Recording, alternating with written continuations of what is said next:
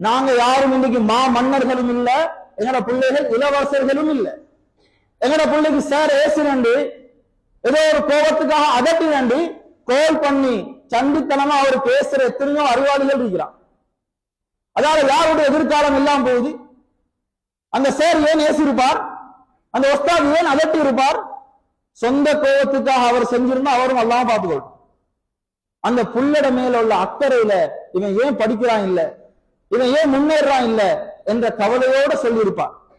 நீங்க போய்த்து உங்களோட சண்டித்தனத்தை காட்டினா அவருடைய மனசு நோவும். நான் அக்கறையோட தானே சொன்னேன், எனக்கு என்ன லாபம் இருக்குது, இந்த புள்ள முன்னேற வேணுமே, அண்டையோடு அவர் மனசுடைஞ்சு போவார். உங்களோட புள்ளட வாழ்க்கையும் இல்லாம போயிட்டு. பெரிய உதாரணம் நபி ஸல்லல்லாஹு அலைஹி வஸல்லம் அவங்களோட மாணவர் இப்னு அப்பாஸ் ரலியல்லாஹு அன்ஹு. அவங்களோட வாப்பா நபி அவங்களோட சாச்சா அப்பாஸ் ரலியல்லாஹு.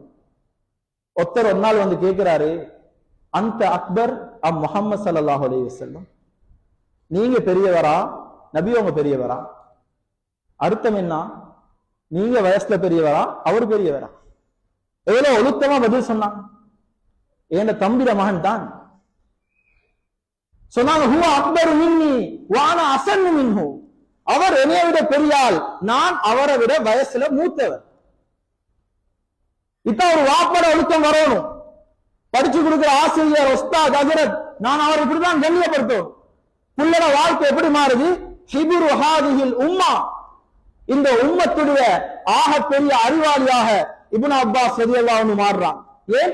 வாப்பா அந்த ஆசிரியரை மதிச்சு அவருடைய கண்ணியம், அவர் அந்த ஆசிரியரை கொடுத்த மகத்துவம். எனவே ஒவ்வொரு பெற்றோரும் தன்னுடைய குழந்தை சிறந்த முறையில வாரத்துக்கு பெரிய ஒரு பங்களிப்பை கட்டாயம் செய்யவே